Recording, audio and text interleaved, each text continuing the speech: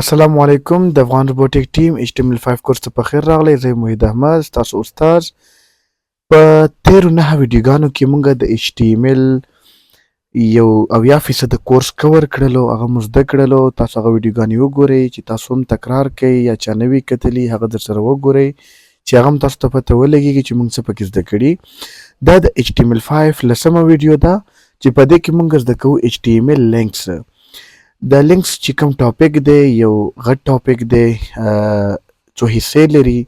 موږ به کوشش وکړو چې ښه تسلۍ سره دا کور کړو او زده یې کړو. لینکس څه ته وایي؟ د HTML چې کله موږ پوره فارم وکتلو، هایپر ټیکسټ مارک اپ لینګویج. د هایپر ټیکسټ چې کوم حصه وه هغه ما تاسو ته ویل چې یو صفحې نه بلې صفحې ته تګ، یو ځای نه بل ځای ته تګ په خپل ویب سایټ کې، هغه موږ په دې کې زده کوو. نو هغه د دې لینکس په ذریعې زده کوو، هغه دا حصه ده. په دې لینکس کې موږ څه زده کوو؟ همیشه تاسو یو ویب سایټ کې یوه کتلې وي چې یو ځای باندې کلیک وکړئ، هغې ویب سایټ کې نور معلوماتو ته لاړ شئ، هغې معلوماتو کې کلیک بل معلوماتو تاسو بوځي، هغې ته لینکینګ ټو ادر پیجز ان د سیم سایټ. په یو ویب سایټ کې نورو صفحو ته تګ راتګ اولنۍ حصه یې دا ده. بله حصه ده لینکینګ ټو ادر ویب سایټس، نورو ویب سایټونو ته تګ راتګ. لکه مثال په طور فیسبوک تاسو غواړئ یو بټن ولا ورکړئ خپل ویب سایټ کې، خلک ستاسو ویب سایټ نه فیسبوک ته لاړ شي، او بل کم ستاسو ویب سایټ هغې ته لاړ شي، یا ستاسو بل ځای نه معلومات راغستې هغې ته لاړ شي. دا یې دویمه حصه ده. درېیمه حصه یې ده ایمیل لینکس، چې چاته ایمیل څنګه سینډ کوئ. یا تاسو خپل ویب سایټ لرئ، تاسو د خلکو سپورټ دپاره، سوالونو دپاره غواړئ چې هغه تاسو ته ایمیل وکړي، نو تاسو په دې کې ډایرکټ خپل ویب سایټ کې ایمیل بټن ولګوئ. ایمیل دپاره یو پورشن جوړ کړئ چې هغې باندې څنګه ستاسو یوزر کلیک کوي، تاسو به هغه به ډایرکټ ایمیل ته ځي، ستاسو ایمیل به هلته ډایرکټ ورځي. څلورم څه دی؟ اوپننګ امیج از ا لینک، یو عکس د لینک په صورت کې خلاصول، د لینک په شکل کې خلاصول. یا لینک باندې چې کلیک وکړئ یو عکس به چاته خلاصیږي. دا څلور حصې شولې. دا موږ کوشش وکړو چې په 3-4 ویډیوګانو کې دا موږ کور کړو، ښه تسلۍ سره هر یو پریکټس وکړو، کوډ یې ولیکو. دې کې کوم ټیګز موږ استعمالوو؟ هغې کې یو ټیګ دی، هغې ته موږ وایو اے ټیګ، اینکر ټیګ ورته ویلی کېږي، اینکر ټیګ. دا یې مین ټیګ دی. په دې کې دننه بیا موږ اټریبیوټس اچوو. کوم اټریبیوټس دي؟ HREF اټریبیوټ دی، بیا ټارګټ اټریبیوټ دی، بیا ټایټل اټریبیوټ دی. موږ استفاده کوو. د دې په ذریعې به موږ خپل دا لینکس هلته خپل یوزر ته په ویب سایټ کې راولو چې هغه یې وګوري، هغه یې هلته خلاص کړي. اوس زه مونږه اولنۍ کومه حصه چې ده هغه یې مونږ زده کوو. اول به دا تاسو ځان سره ثبت کړئ، links .html په نوم ما ثبت کړی دی. اولا دا ځان سره تاسو ثبت کړئ دا کوډ چې د لینک دپاره. دلته به زه اوس د یو h ټیګ واچوم، چې یو هیډینګ وله ورکړم، HTML links part. دلته به اوس د اے ټیګ مونږ واچو، اینکر ټیګ چې کوم دی دا به کلوز کو. دې کې به دننه اوس مونږ اټریبیوټس واچو. اول حصه د HREF، دا اټریبیوټ خپله ویلیو لري. دې کې مونږ اوس څه ویلیو ورکو؟ دې کې مونږ هغه ځای ورکو چې کم منزل ته زمونږ ویب سایټ ځي، یا بل ویب سایټ وي، یا د بل ویب سایټ نه علاوه مونږ هغه ورکو. خپل ویب سایټ کې بلې حصې ته یې بوځو.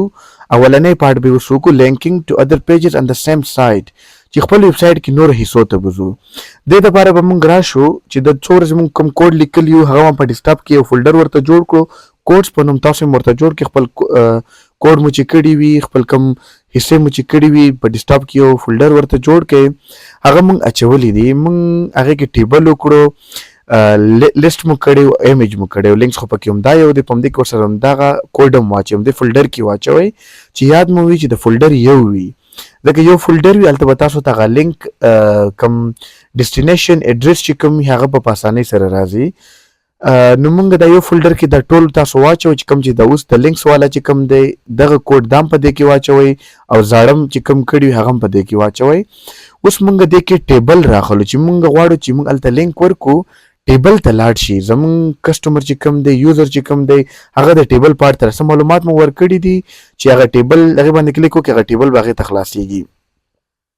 ښه دلته به مونږ ورکو ټیبل دلته څه نوم دی ټیبل ډاټ HTML دا مو ورکړو ټیبل ډیټا سی ټیبل ډیټا دلته به دا مونږ هلته لیکل راځي دا به د دې دواړو په منځ کې ورکوئ دلته اوس دا ثبت کوئ کنټرول پلس اس سره چې ثبت کوئ بیا راشئ دلته د لینکس والا چې کوم کوډ دی دا خلاص کوئ براوزر کې دا وګورئ دلته خلاص شو HTML لینکس پارت چې کوم مونږ هیډینګ ورکړی و سی ټیبل ډیټا دا مو چې دلته کوم معلومات ورکړل دغه راغلل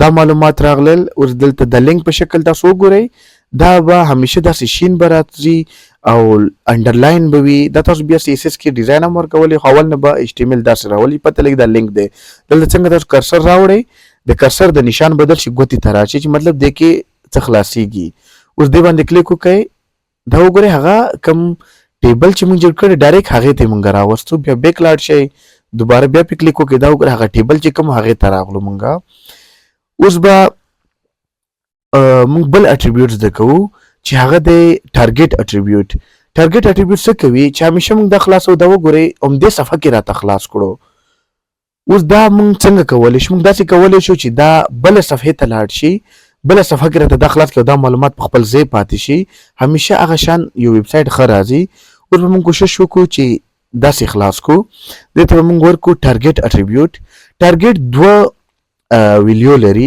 اول دی پیرنټ څه دی چې پیرنټ ولا ورک انډرسکور پیرنټ دا یو ویلیو دی دا ویلیو به تاسو زده کوئ چې دا ولا ورک څه کوي د په همدې صفحه کې درته خلاصوي دا به ریفریش کوئ چې دا ریفریش په همدې صفحه کې به خلاصیږي څنګه چې اول و ډیفالټ زه بیا بیک ځما اوس دلته موږ بله ویلیو ورکوو بلینک